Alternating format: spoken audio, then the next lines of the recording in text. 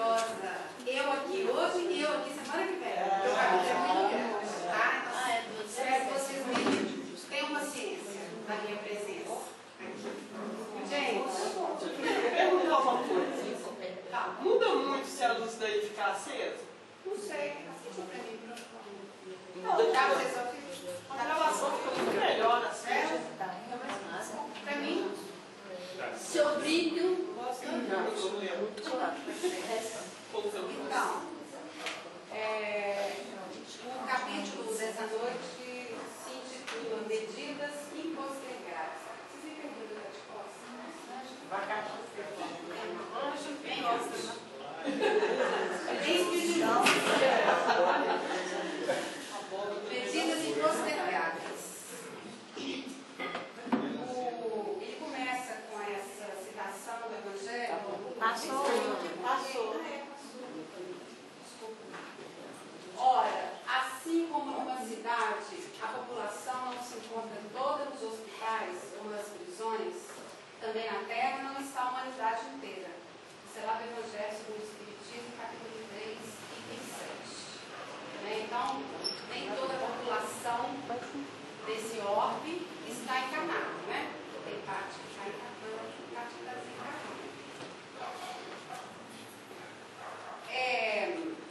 Vocês devem estar lembrados do que a Dani tão lindamente colocou aqui semana passada, né?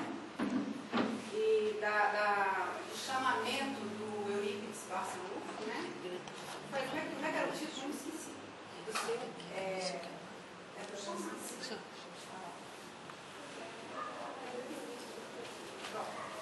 Então, nós vamos continuar. Aí, eu vou ler, gente. Só a leitura ela é muito explicativa, mas em algum momento eu vou falar e se vocês tiverem alguma dúvida, e eu tiver condição de responder, se eu não tiver, a Lena me ajuda. Tá? Arroz também. Arroz, você também. A palavra sábia de nosso diretor revestiu-se de caráter emergencial. Os cooperadores do Hospital Esperança recebemos-la como uma convocação para medidas inadiáveis. A hora presente reclamava maior soma de informações sobre a natureza das provas depois da morte. Diversas equipes se mobilizaram ante os alvíperes de Eurípides para traçar planos. Após o término da inspirada explanação, Dona Modesta convidou o professor Cícero e o doutor Inácio ao seu gabinete particular, a fim de se organizarem. Inácio, creio que acabamos de obter endosso a velhos anseios. Abriu o diálogo Dona Modesta. Modesta, você sabe, há quanto tempo espero para levar ao plano físico um noticiário franco e destemido sobre a situação dos espíritas desta casa. Adoraria assustar um bocado de gente. Chega de sustos, Inácio. O momento nos pede clareza, entretanto, com objetivos puramente educativos, de nada nos valerá surpreender e não educar. Jamais deveremos esquecer esse foco, atalhou o professor. Nossos confrades na terra, especialmente os operários da mediunidade, carecem de apontamentos sobre mediunidade e transição. As colocações de Eurípides foram decisivas, imperioso oferecer-lhes mais vasta noção sobre o momento que atravessamos. De fato, as cartilhas e os mentores culturais de sofismas somente deixarão de existir quando fomentarmos a lucidez pelo bom senso. As cartilhas aqui, pelo que nós estudamos ontem, né, Helena? Está dentro de dogmas, né? Pseudodogmas, né, Helena? E eu acho que está na hora também de quebrar um pouco alguns paradigmas, né? Sair um pouco e entender realmente o que a espiritualidade quer nos mostrar nesse momento tão crucial. As cartilhas também, eu acho que ela está relacionada com ideias antigas, ultrapassadas. Sim, estou falando dos dogmas, os espíritas, né, seguem, né, aquelas ideias muito firmemente dentro daquilo, né. Continuo intrigado sobre como escalar essa montanha de condicionamento filamento sem dinamitar. Esse é o doutor Inácio. Sim, Inácio, sua assertiva não deixe de ter fundamento, aclarou Dona Modesta, desde que apliquemos farta dose de lógica e instrução moral, junto às novidades contundentes que detonam os paradigmas. Entre uma xícara de chá e outra, os 13 areios continuavam a conversa. O professor, sempre muito ponderado, procurava oferecer o roteiro para as medidas da hora. Futuro...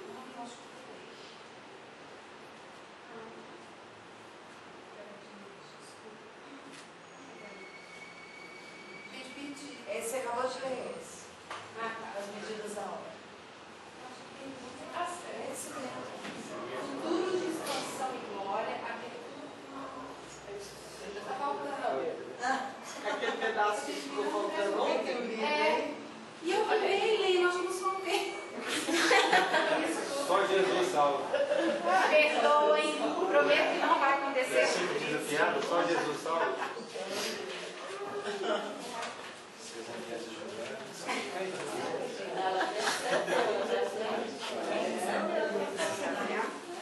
Estão mais chato também, viu, gente?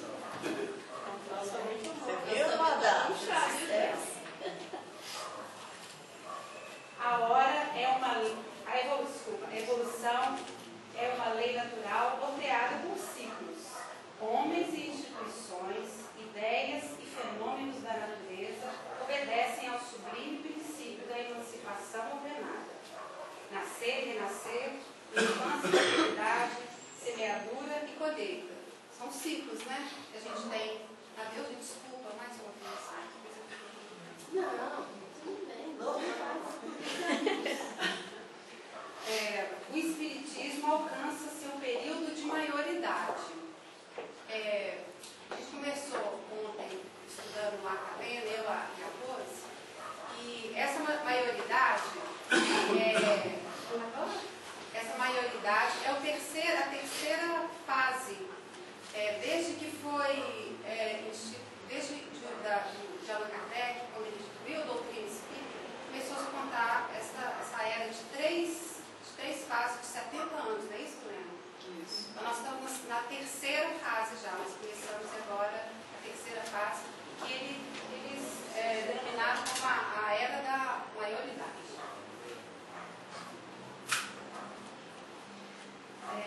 É a etapa na qual ocorre a ceifa, instante divino de definições, tendo em vista o futuro de expansão e glória, a que tudo e todos se destinam na vida. Esse ciclo da vida. Futuro daí. Tá vendo, gente?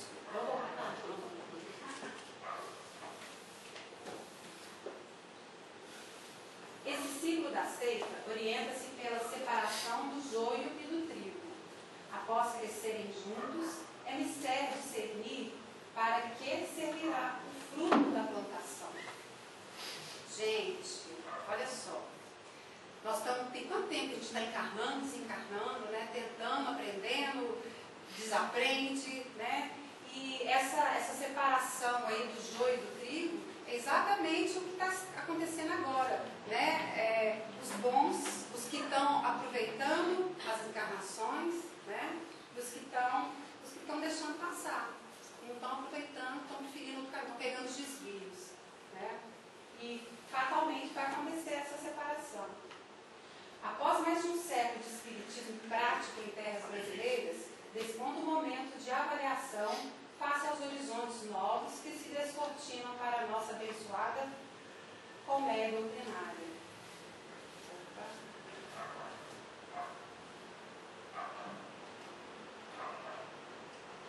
Hora de pesar as conquistas e construir parâmetros adequados às necessidades no momento presente. Espiritismo e dinamismo, ação. Somos todos conclamados a ressignificar, repensar, avaliar e edificar. Gente, ontem eu achei fantástico. Eu me referi na ontem, que foi o estudo que a Lena pôde nos proporcionar, e a Rose. E eu falei para a Filipe, olha que palavra, ressignificar. Né? O que a gente tem aí, desde do livro dos Espíritos, pessoas, bom, eu penso assim, né, era tão ligada ali na escrita. Então agora é o que a gente tem mais entendimento, é o momento da gente começar a realmente dar um significado novo para tudo que eles estão querendo nos mostrar. O que eles disseram, de uma forma que a gente conseguiu entender, meia boca, né? E agora está na hora da gente repensar e avaliar e edificar a partir de agora. Desde o surgimento do Guia dos Médiuns e Experimentadores, o Livro dos Médiuns, lançado em janeiro de 1861, o mundo ganhou o mais lúcido roteiro de condução das forças psíquicas. Inspirados em suas abordagens profundas e seguras, médiuns e doutrinadores lançaram-se ao exercício. As conquistas foram ilimitadas. Mais de um século de vivências com o mundo espiritual, através das célebres reuniões mediúnicas, foi suficiente para consolidar uma noção clara e consciente de imortalidade entre os encarnados. Ou seja, em 100 anos que a gente está podendo ter contato. Antes era tudo uma incógnita, né? E hoje não. Quer dizer, desde essa época, tem 100 anos que a gente está podendo... 150, desculpa. Por que falou 100? Mas é porque isso aí não foi no ano 2000. Foi. 140. Vamos largar a matemática e voltar para o café. Bom, então nós estamos aí em contato, conversando aí com o Rodão, conversando aí com o Cipriano, né? Então isso é uma conquista impressionante para nós, né? Para todos nós. Embora acanhada para o orbe que passou milênios na ignorância intencional sobre as realidades extrafísicas, essas foram passos muito significativos. Intencional. Lembra, Breno? O que nós conversamos? Eu não. Eu tive uma outra ideia, você lembra? Mas você me falou. A ignorância intencional é aquela onde as realidades nos são apresentadas cotidianamente, mas eu não tenho a intenção de não ignorá-las. Não quero, né? Não quero. Principalmente realidades extrafísicas, né? Nós não queremos olhar para o mundo como realmente somos, espíritos. A hora da maioridade é, no entanto, uma chamada à mais vasta investigação dos domínios da vida futura.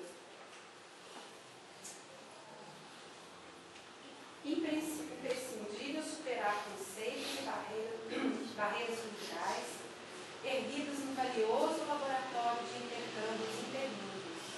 Assim como Allan Kardec lançou-se na pesquisa honesta dos fenômenos, contrariando todas as opiniões a respeito da sua atitude, hoje os aprendizes da mediunidade que almejam servir a causa de Cristo são convocados a imprescindíveis discussões.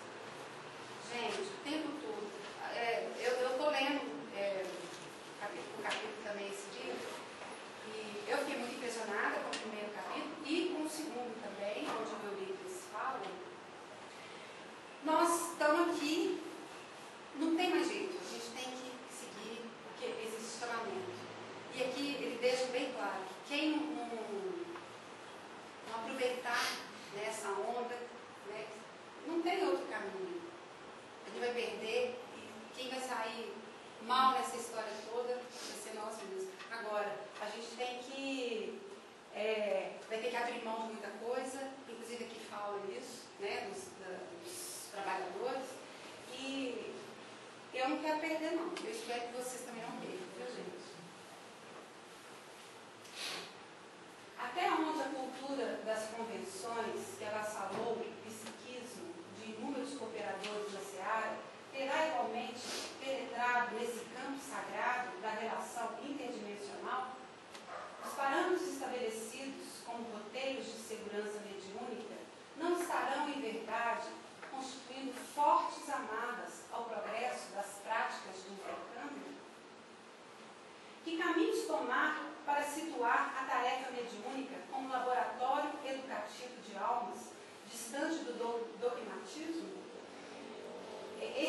parâmetros estabelecidos como roteiros de segurança mediúnica, é como eu coloquei logo no principinho, são paradigmas que são dentro dos dogmas que foram colocados. Eu acho que quando Allan Kardec escreveu o livro, como é que eu falo? Concebeu o livro dos Espíritos? Ele ele escreveu de uma forma que naquela época ele tinha entendimento. Mas até há pouco tempo, eu mesma, às vezes, quando eu era mais jovem, eu li, meu pai sempre foi, minha família sempre foi espírita, eu lia o livro dos Espíritos e não entendia absolutamente nada.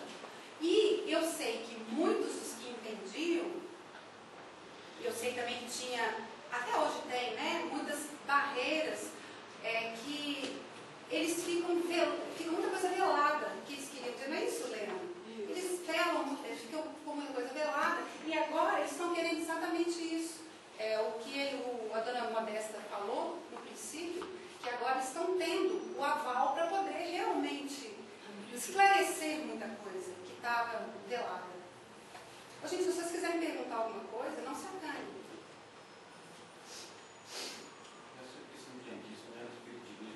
Não é. Faz sentido.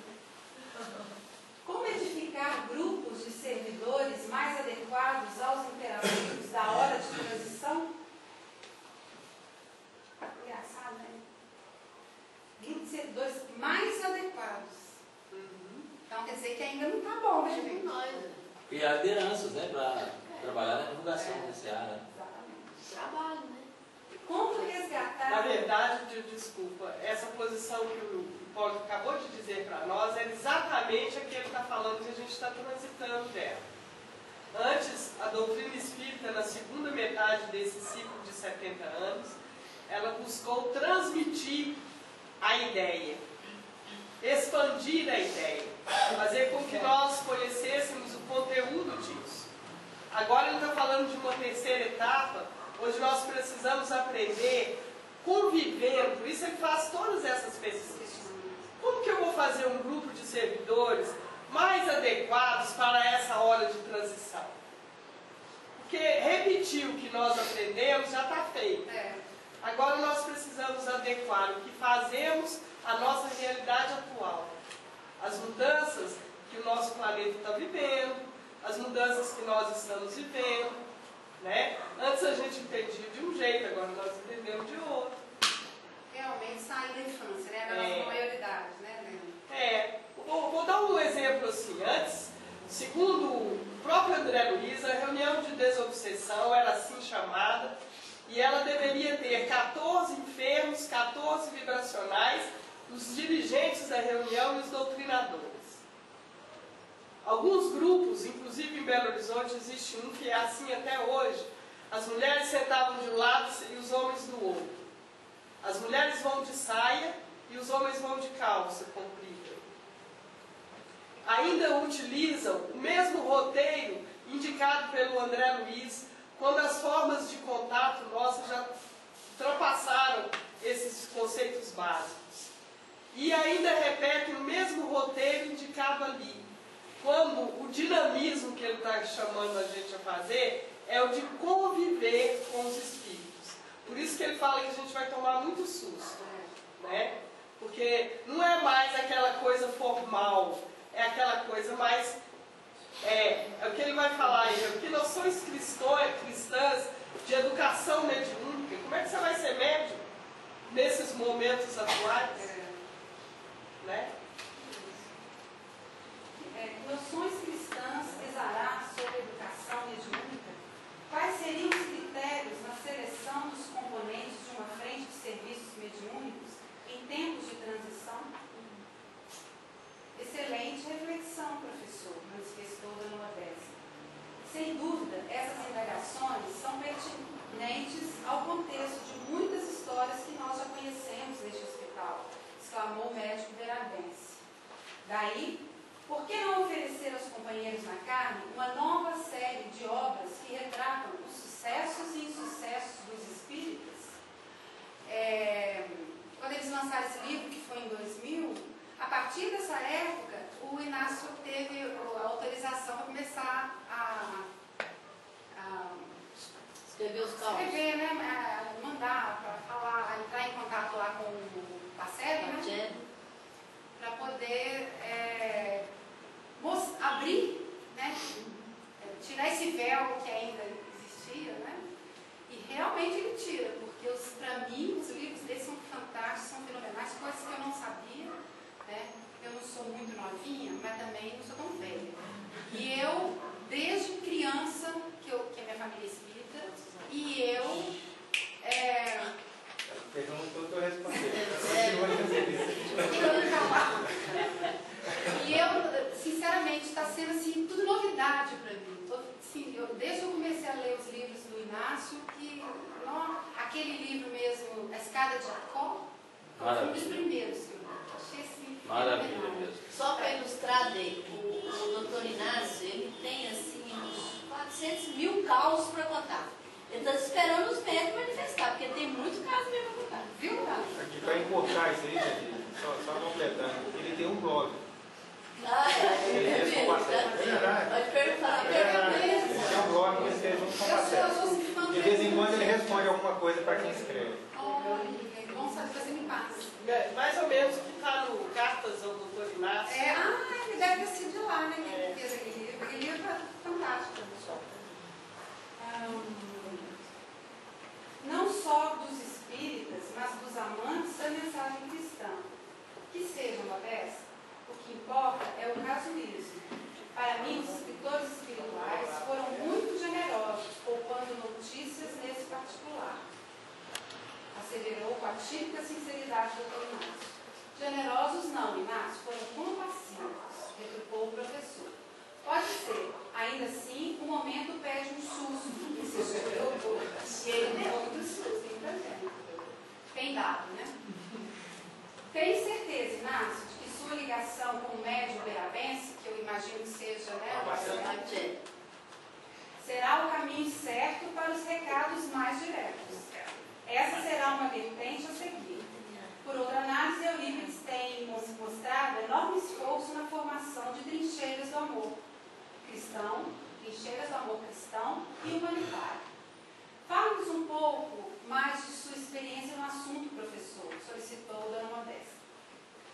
Em todas as épocas, os inventores e descobridores, cientistas e expoentes da cultura, educadores e religiosos, tiveram a proteção de frentes solícitas e benfazejas, a fim de exercerem suas missões e compromissos.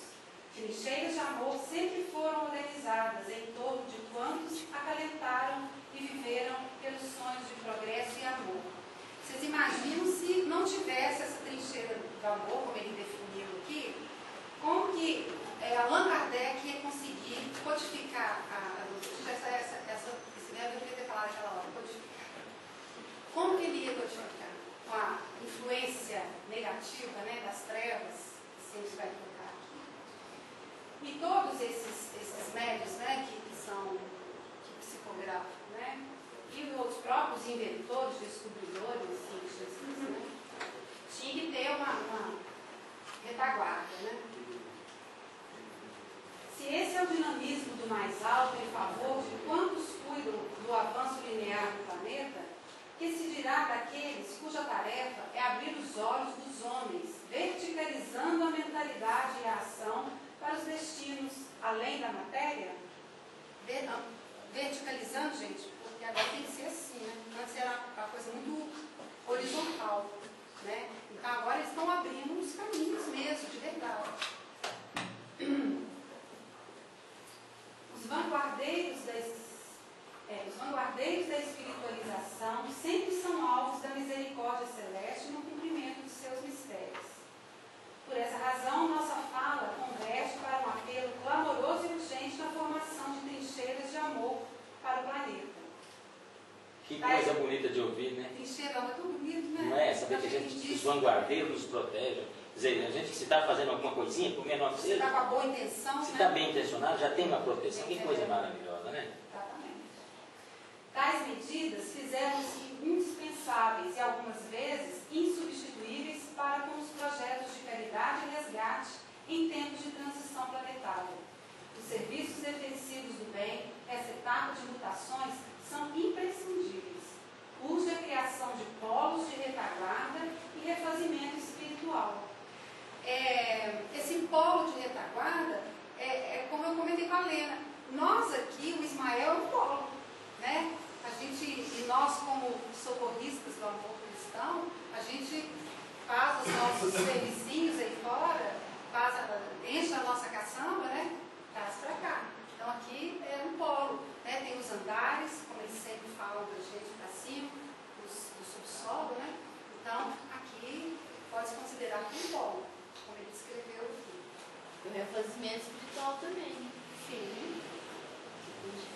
Toda pequenina luz que se acende no bem é tremendamente procurada pelo movimento das trevas densas.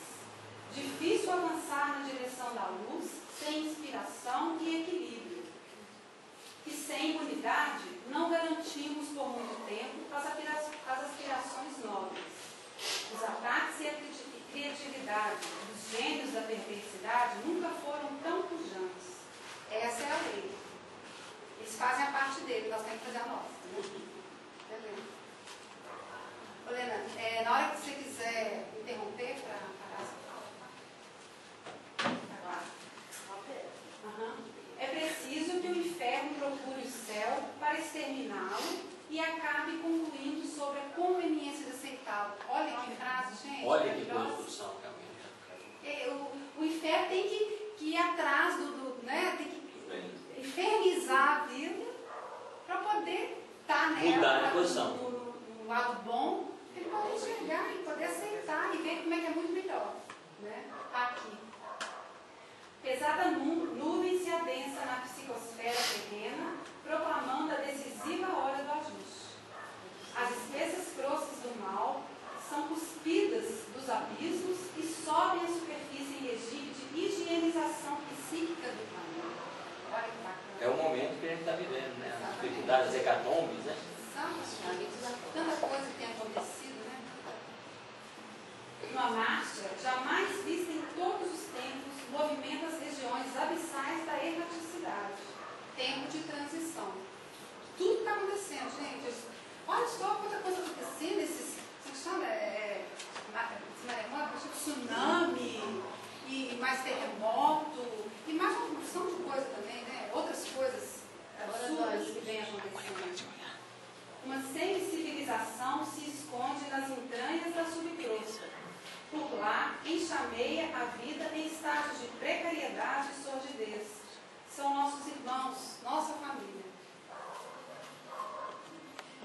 Trazê-los, né, para junto de nós, seguirem o mesmo caminho. Ok aí? Nossas notícias não devem, porém, ser analisadas sob um prisma apocalíptico de decadência e ruína. É o fim do mundo não, tá, gente? A renovação. Muito ao contrário. Se a humanidade atrai a sua parcela enfermiça para cima, é porque adquiriu os recursos profiláticos para se curar. Né? O que está acontecendo agora é porque é a hora. A gente tem condição para isso. Né? Estamos preparados. Exatamente. Essa é a ordem.